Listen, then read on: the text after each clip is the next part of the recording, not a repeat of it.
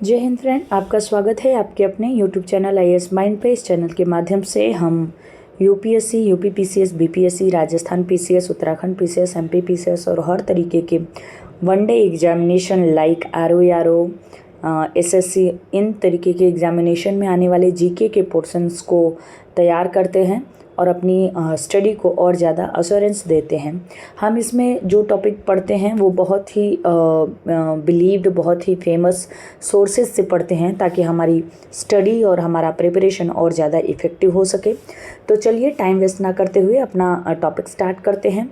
Friends, this is the last video of ancient Indian history. ये ancient Indian history का last video है और इसके बाद हम डायरेक्ट आएंगे मॉडर्न इंडिया में, क्योंकि मिडवल इंडिया जो है वो बहुत ही कम मार्क्स स्कोर करता है किसी भी एग्जामिनेशन में, तो उसको हम लास्ट में एक बार देखेंगे।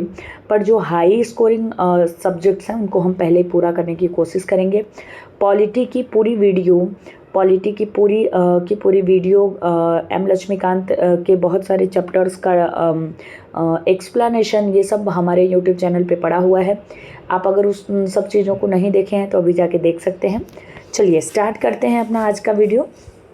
एंसेंट लिटरेचर एंड लिटरेट, ये लिटरेटर्स है एक्चुअली। तो ये एक्चुअली बहुत ही ज़्यादा स्कोरिंग टॉपिक है, क्योंकि हर एग्जामिनेशन में यहाँ से एक क्वेश्चन या दो क्वेश्चन तो आता ही है, या बुक्स आएगा, ऑथर आएगा, ऑथर बुक्स का मैचिंग आएगा। तो हम इसको थोड़ा डिटेल में पढ़ लेते हैं ताकि हमें कल को कोई भी प्रॉब्लम ना हो। तो चलिए स्टार्ट करते हैं। Greek author Herodotus, Greek author Herodotus. तो फर्स्टली यहाँ पे यही बताया गया है कि Herodotus is a Greek author, is often known as the father of the history. तो जो ग्रीक ऑथर है हेरोडोटस, जो हेरोडोटस हैं उसको फादर ऑफ हिस्ट्री के नाम से जाना जाता है। एग्जामिनेशन में आप किसी भी एग्ज़ाम का क्वेश्चन पेपर देख लीजिएगा, हर दूसरे साल ये क्वेश्चन आया हुआ है कि who is the father of the history, who is the father of the history. तो Herodotus, and he is a Greek author, he is a Greek author. Next question है हमारे पास, नेक्स्ट जो पॉइंट है, हिज फेमस बुक, इसकी जो famous book है वो हिस्टोरिका है। Describe the Indo Persian relation during the 5th century, ये 5th century में आए। इन्होंने 5th century में एक बुक लिखी हिस्टोरिका, जो कि डिस्क्राइब करता है इंडो पर्सियन रिलेशन को, और इनको बोल दिया गया फादर ऑफ हिस्ट्री। ये 5th century की बात हो रही है यहाँ पे। और हमारे भारत में इस टाइम पीरियड से बहुत पहले वेदास लिखे जा चुके हैं। हालांकि उनका कोई नोन ऑथर नहीं है, इसीलिए उसे कुछ ऐसा इतना ह्यूज टाइटल नहीं मिला है। तो इससे हमें सीखने को भी क्या मिलता है, इससे हमें सीखने को भी ये मिलता है कि आप जो भी काम करिए उसमें अपना सोर्स ज़रूर डाल दीजिए, क्योंकि फिर कल को हमारे पास कोई भी ये ऑथेंटिसिटी नहीं रह जाएगी कि हमने ये काम किया है या नहीं किया है। बेसिकली काम जो भी करिए सिस्टमैटिक तरीके से करिए, ताकि इन फ्यूचर भी किसी को आपको रिकॉग्नाइज करने में कोई प्रॉब्लम ना आए। नेक्स्ट पॉइंट जो हमारे पास है उसमें बताया गया है Mudra Rakshas written by Vishakh Datt is a drama in Sanskrit. Although written during the Gupta period, it describes how Chandragupta, with assistance of Kautilya, overthrew the Nanda. It is also given a picture of socio-economic condition under Mauryan dynasty. Okay? तो यहाँ पे जो विशाख दत्त की मुद्रा राक्षस है, ये इसके बारे में हमें कितना कुछ जानने को मिलता है। तो ये देखिए, मुद्रा राक्षस विशाख दत्त ने लिखी है। पहला तो ये कि मुद्रा राक्षस इज़ अ संस्कृत ड्रामा। मुद्रा राक्षस क्या है? एक संस्कृत ड्रामा है। ये जितने पॉइंट मैं हाईलाइट कर रही हूँ ना, वो सब क्वेश्चंस हैं, तो आप इनको बहुत लाइट मत लीजिएगा, थोड़ा सा ध्यान लगा के इसको देखिएगा कि इन फ्यूचर भी याद रह जाए। Mudra Rakshas written by Vishakh Datt is a Sanskrit drama, although written during the Gupta period.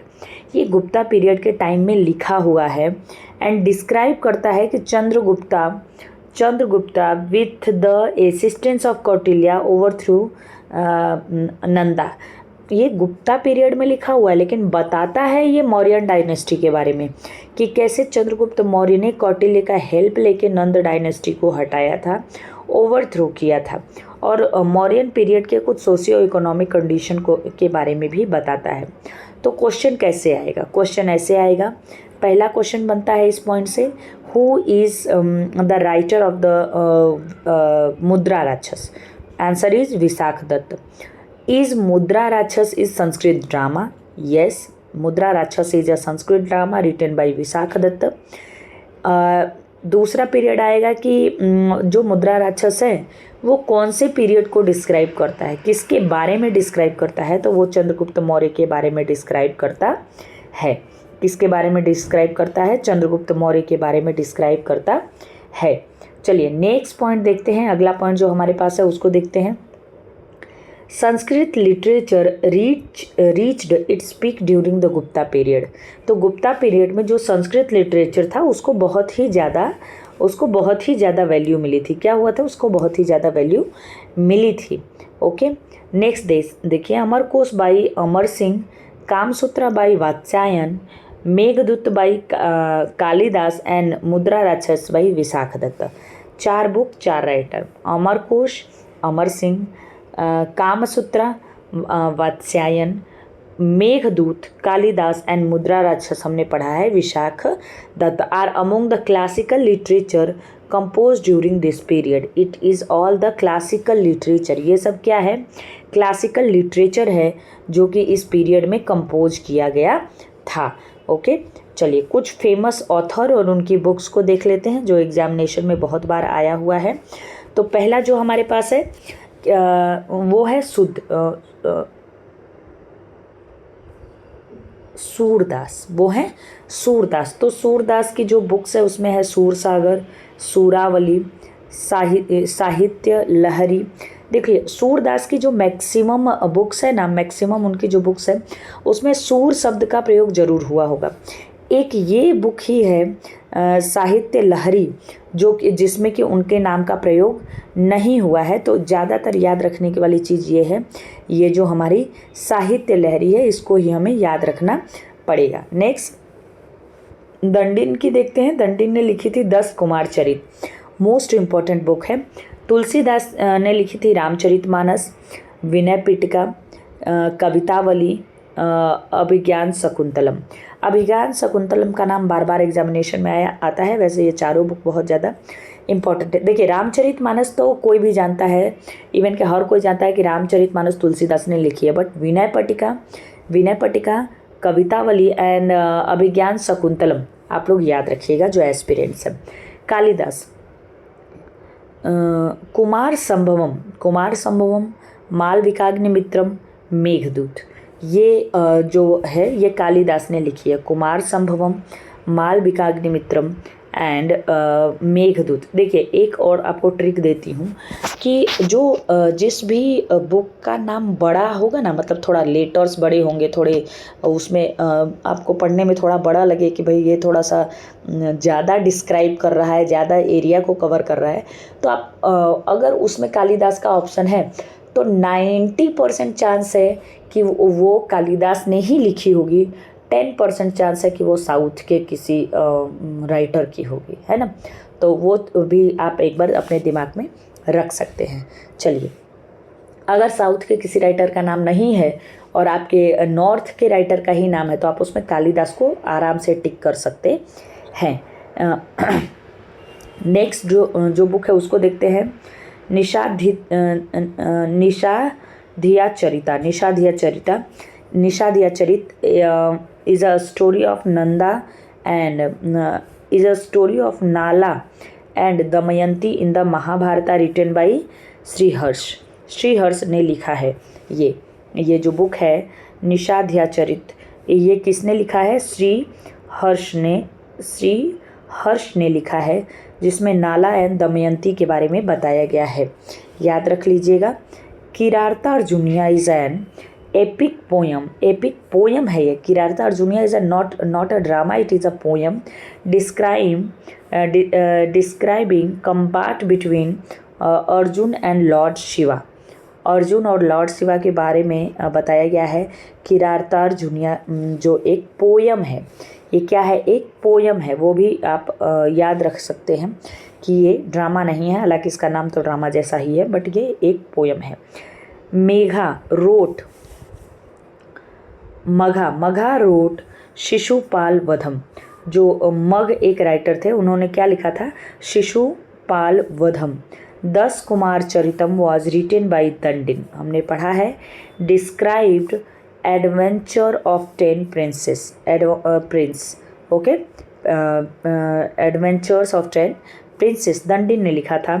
Punch Siddhantika of Varah Mihir is based on Greek astronomy.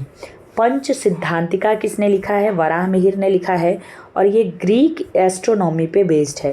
किस पे बेस्ड है, ग्रीक एस्ट्रोनॉमी पे। और जो शिशुपाल वध किसने लिखा है, मेघन ने लिखा है। और 10 कुमार चरितम किसने लिखा है, दंडिन ने लिखा है। Milind पन्हो is a Buddhist text in the Pali language, which is dialogue between Indian monk Nagsen and Indo-Greek king Milind meander।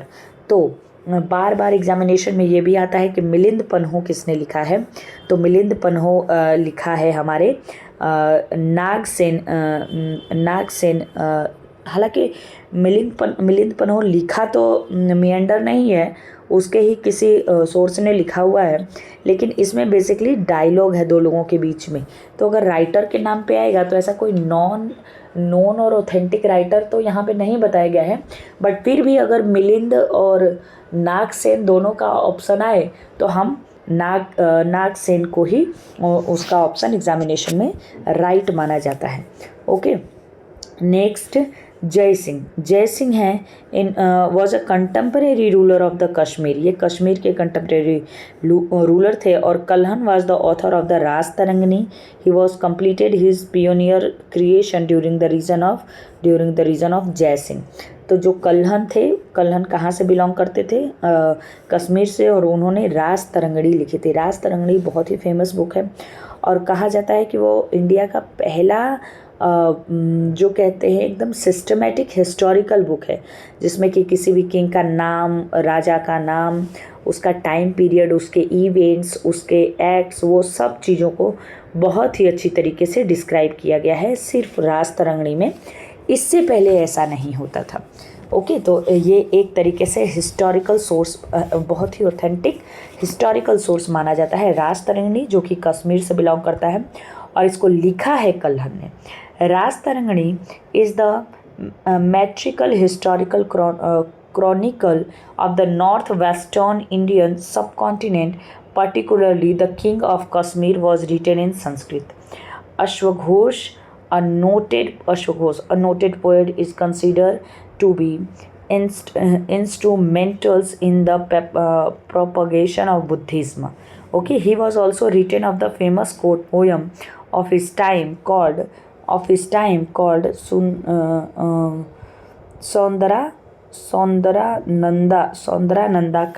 सौंदरानंदा काव्य। तो अश्वघोष considered to be the instrumental propagation of Buddhism। तो बेसिकली अश्वघोष को बुद्धिज्म में बहुत ज़्यादा इम्पोर्टेंस दी जाती थी और उनको मतलब बुद्धिज्म को प्रोपगेट करने के लिए बहुत ही ज़्यादा उनको क्रेडिट मिला हुआ था। तो इसमें लिखा गया है कि उन्होंने लिखा है Saundarananda Kavya. This poem was discovered and edited by Pandit Harsh Prasad Shastri.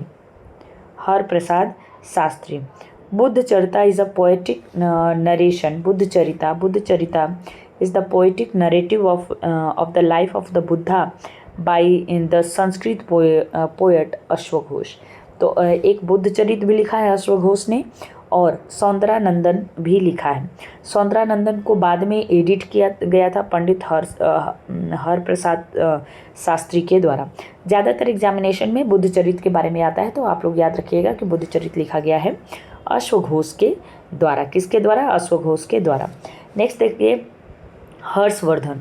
Harshvardhan was the along a great lover of the education and the learning. He is supposed to be the author of the Ratnavali, Priyadarshika and the Nagananda. जो हर्ष थे, जो कि जहाँ पे ये एक बहुत ही famous king भी थे, बहुत ही फेमस राजा थे। ये एक मतलब बहुत ही अच्छे ऑथर भी माने जाते थे और इनके जो बुक है उसका नाम रत्नावली, प्रियदर्शिका और नागनंदा है। अच्छा, आप लोगों के लिए एक क्वेश्चन यहाँ पे है कि हर्ष कौन से एरिया पे रूल करते थे, हर्ष की टेरिटरी क्या थी, वो आपको अगर पता है तो कमेंट करके कमेंट बॉक्स में ज़रूर बताइएगा, ताकि हमें एक इंगेजिंग भी लगे वीडियो में कि मतलब चलो हम एक वीडियो डाल रहे हैं तो उस पर रिस्पॉन्स भी आ रही हैं। हालाँकि आप लोगों के बहुत सारे कमेंट्स आते रहते हैं बहुत सारे वीडियोज़ पर, तो उसके लिए आप लोगों का बहुत बहुत धन्यवाद। Historians say Harsha was the patron of the later. He appeared to have wielded of the pen with the less dictatory and effect than the sword. There are 3 plays authored by him. ये 3 play के बारे में ही बताया गया है जो उसने लिखा है, Ratnavali, Priyadarshika and Nagananda. It is said that it was composed by a king named Harshadeva. His royal author has been identified as Harsha of Kannauj. देखो आंसर तो दे ही दिया, क्या आप लोग कमेंट कर दीजिएगा तो अच्छा रहेगा। यहाँ पे हर्ष के बारे में बताया गया जो कि लिटरेरी पॉइंट ऑफ व्यू से बहुत ज़्यादा इंपॉर्टेंट नहीं है, तो हम उस टॉपिक को बहुत ज़्यादा नहीं देखते हैं। हम आगे अपने जो इंपॉर्टेंट टॉपिक है उसको देखते हैं, क्योंकि हमारे पास एक ही सब्जेक्ट और एक ही टॉपिक नहीं है पढ़ने के लिए, बहुत सारी चीज़ें हैं। Kalidas was the Sanskrit poet and dramatist and probably the greatest Indian writer of any epoch. The seven words identified as the genes are अभिज्ञान, मतलब उनके जो 7 वर्क्स है उनके बारे में बताया गया है। तो अभिज्ञान शकुंतलम,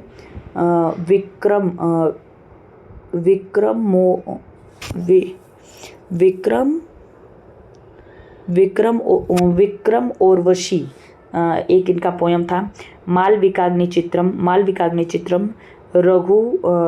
रघुवंशा एंड कुमार संभवम, मेघदूत, ऋतु संहार। ये 7 कालिदास की जो वर्क है वो है, इनकी 7 वर्क है कालिदास की, जिसमें अभिज्ञान शकुंतलम है, विक्रम उर्वशी है, मालविकाग्निमित्रम है, रघुवंशम है, रघुवंशा या रघुवंशम कह सकते हैं, कुमार संभवम है, मेघदूत है एंड ऋतु संहारा है ना।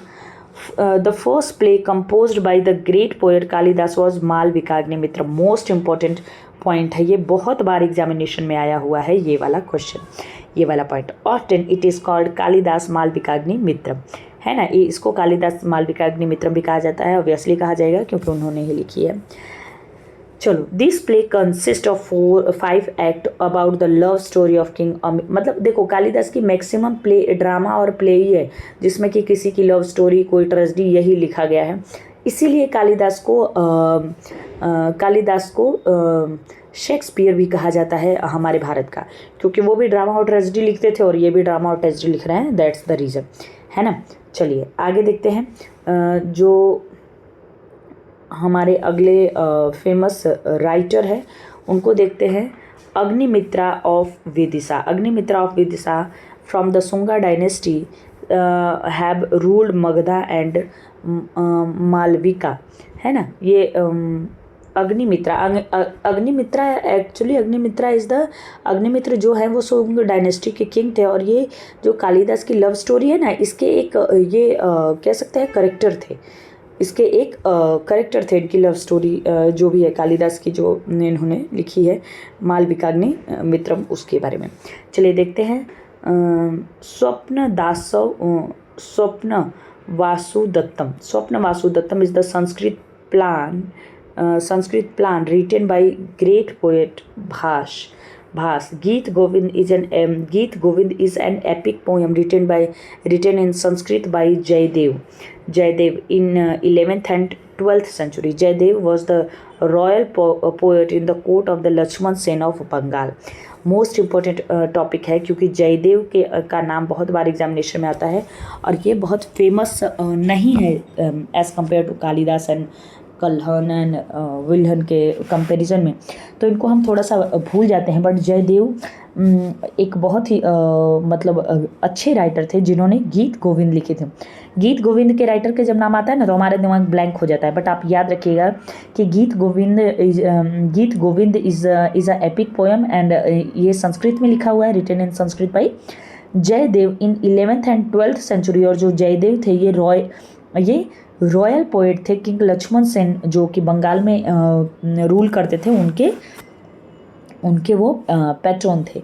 आगे देखिए आप कह सकते हैं कि Panchatantrika is an collection of an Indian animal fables which has had extensively circulation both the country of its region and throughout the world. It has been translated into ये ट्रांसलेट किया गया है 15 इंडियन एंड 14 फॉरेन लैंग्वेज में।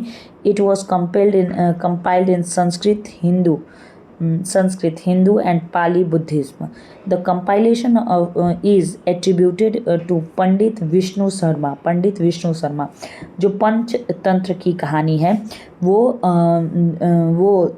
जो compile की गई है संस्कृत में वो विष्णु शर्मा के द्वारा की गई है। In Mughal era it was translated by Mughal era में जो पंचतंत्र है हमारा, इसको मल्टीपल टाइम में मल्टीपल लैंग्वेजेस में इसको ट्रांसलेट किया गया है। आप देख ही सकते हैं कि 15 इंडियन और 14 फॉरेन लैंग्वेज में इसको ट्रांसलेट किया गया है।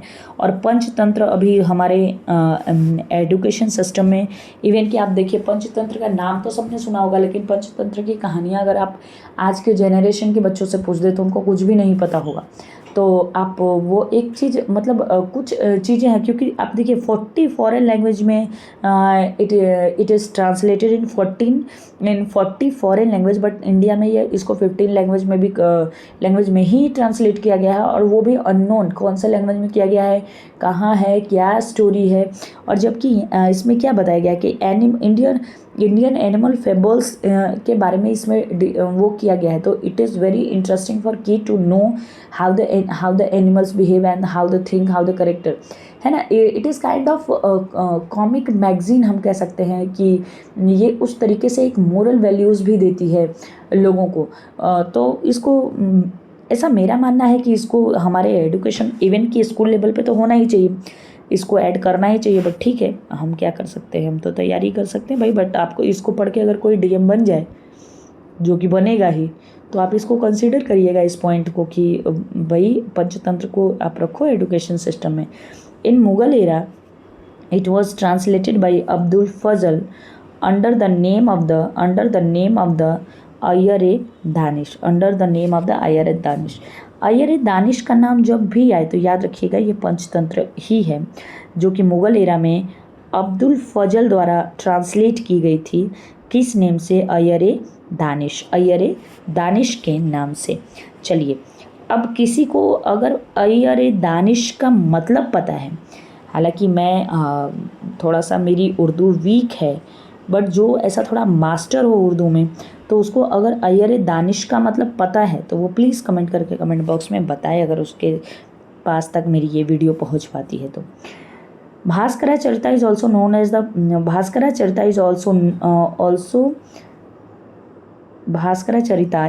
Known as the Bhaskara two, known for the significant contribution to the mathematical and astronomical knowledge in 12th century. There are भास्कराचरिता नहीं है, भास्कराचार्य है। भास्कराचार्य जो थे उनको जो भास्कराचार्य थे उनको भास्कर 2 के नाम से भी जाना जाता है। और उनका contribution mathematical and astronomical knowledge में जो कि 12th सेंचुरी के टाइम में बहुत ज़्यादा था। There are 6 well known Bhaskaracharya. यहाँ पे 6 भास्कराचार्य हैं। हिज बुक सिद्धांत शिरोमणि हैज़ 4 पार्ट, लीलावती, बीज गणित, गणित गणिताध्याय एंड गोलाध्याय। मोस्ट इम्पॉर्टेंट जो थिंग है वो आप यहाँ पे देख लीजिए। इसको लिख के एक शॉर्ट नोट्स चिपका लीजिए अपनी दीवार पे, क्योंकि ये इतना हिडन और इतना टाइम एग्जामिनेशन में आया हुआ है कि फिर हम कहते हैं कि अरे क्वेश्चन कहाँ से आ गया, हमें तो मिला ही नहीं, हमने तो पढ़ा ही नहीं। वो वाली सिचुएशन यहाँ पे आने लगती है। तो उससे बचने के लिए कि जो भास्कराचार्य हैं उनको भास्कर 2 के नाम से भी जाना जाता है। ऑप्शन में भास्कराचार्य या भास्कर 2 आएगा, दोनों भी आ सकता है। दोनों तो नहीं आएगा, मतलब दोनों में से कोई एक आ सकता है। तो या आइदर भास्कराचार्य और दिस भास्कर 2। तो आपको दोनों के लिए प्रिपेयर रहना चाहिए। 12th सेंचुरी के राइटर हैं और 6 वेल नोन भास्कराचार्य इन्होंने लिखा है, जिसमें कि इनकी जो सिद्धांत शिरोमणि बुक है उसके 4 पार्ट हैं। Siddhanta Shiromani is a book and Lilavati, हम लोग लीलावती मैथ से बिलोंग करता है, इसको भी एक बुक ही कंसीडर कर देते हैं, but it is just the part of the सिद्धांत शिरोमणि। बीज गणित तो हम सब ने पढ़ा होगा ना। उसके बाद गणिताध्याय एंड गोलाध्याय, ये 4 चीज़ें आप याद रखिएगा, क्योंकि क्वेश्चन यही आएगा कि सिद्धांत शिरोमणि जो कि भास्कर 2 ने लिखा है उसके कितने भाग हैं, और हमें तो पता ही नहीं। हम तो सोच रहे हैं कि भाई सिद्धांत शिरोमणि अलग है और लीलावती अलग है, बीज गणित अलग है, और गणिताध्याय और गोलाध्याय का तो हमने नाम ही नहीं सुना है, तो हम तो ये क्वेश्चन कर ही नहीं पाएंगे और फिर हमारा मार्क्स गया और हमारे सिलेक्शन पे इसका इफेक्ट पड़ने वाला है। चलिए आगे देखते हैं। Aryabhatta was the renowned mathematical and the astronomer of the ancient India, है ना। Astronomer of the ancient India जो आर्यभट्ट थे हमारे, इन्होंने ही जीरो की खोज की थी, हम सबको पता है। One of his major work was the Aryabhatiya. The book deal with the many topic like astronomy, spherical trigonometry, arithmetic, algebra, plane trigonometry, है ना। तो जो आर्यभट्ट थे, हम क्या जानते हैं, Aryabhata is the mathematician and he did more work in the mathematics field. But आप देखिए, he is also very known about astronomer. वो एस्ट्रोनॉमर भी थे। देखो, जो अच्छा गणितज्ञ होगा ना वो ज्योतिष भी अच्छा होगा, क्योंकि ज्योतिष is all about kind of math, है ना। तो वो चीज़ भी आप याद रखिए। और यहाँ पे देखिए, यहाँ पे जो भी अच्छा राइटर है, जो भी थोड़ा सा अच्छा राइटर इन द सेंस कि जो भी थोड़ा सा क्या कह सकते हैं, थोड़ा सा फेमस भी कह सकते हैं और थोड़ा सा ज़्यादा उसका नाम है, वैल्यूज़ हैं, वो एस्ट्रोनॉमर ज़रूर होता है। आप ये मतलब आप जब भी पढ़े आप लिटरेचर्स को, तो आप ये चीज़ देखें, he was mathematician and astronomer. He was good in the physics, but he is also astronomer. इनकी पोइट्री बहुत अच्छी थी, बट ये एस्ट्रोनॉमर भी थे। तो हमारे एंशिएंट टाइम से भी ज्योतिष का बहुत ज़्यादा वैल्यूज़ रहा है, बहुत ज़्यादा वैल्यू और उसकी मतलब उसके इफेक्टिवनेस पे बिलीव रहा है। तो जो आर्यभट्ट थे उन्होंने आर्यभट्टीय लिखा है, जिसमें कि बहुत सारे टॉपिक उन्होंने कवर किया है, लाइक एस्ट्रोनॉमी। आर्यभट्टी में एस्ट्रोनॉमी भी है। आप ये मत सोचिए कि उसमें से मैथमेटिक्स में, मतलब हमारे अभी हम जनरल नॉलेज में अपने क्या सोचते हैं कि mathematics is the different thing and astronomy is the different thing, but both are same, not same but kind of same. तो वो चीज़ आप ध्यान में रख सकते हैं। Spherical trigonometry, arithmetic, algebra, plane trigonometry, है ना। तो trigonometry is also covered in Aryabhatiya, वो भी आपको ध्यान रखना पड़ेगा। तो चलिए आज ये वाली वीडियो को हम यहीं पे ख़त्म करते हैं, क्योंकि टाइम भी ज़्यादा हो गया है, लगभग 30 मिनट्स की वीडियो हो गए। तो देखने में भी थोड़ा सा वैसे लगता है कि 30 मिनट तक तो चलो देख रहे हैं, और मैंने बहुत ही एक्सप्लेन वे में इसको पढ़ाया है, तो आपको थोड़ा सा चीज़ों को कंज्यूम करने में भी टाइम लगेगा।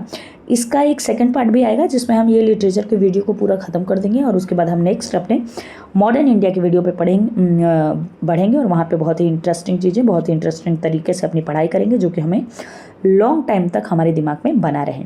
तो चलिए इसी तरह हमारे साथ बने रहिए, अपना साथ बनाए रखिए, हमारे चैनल को लाइक करिए, सब्सक्राइब करिए, कोई सजेशन है तो सजेशन दीजिए और हमसे जुड़ते रहिए। आप लोगों का हमसे जुड़ना बहुत ही ज़्यादा ज़रूरी है और आपका एक लाइक भी हमें बहुत ज़्यादा इनकरेज करता है। तो ज़रूर अगर आप तक वीडियो हमारी पहुँची तो हमें लाइक ज़रूर करिए। धन्यवाद।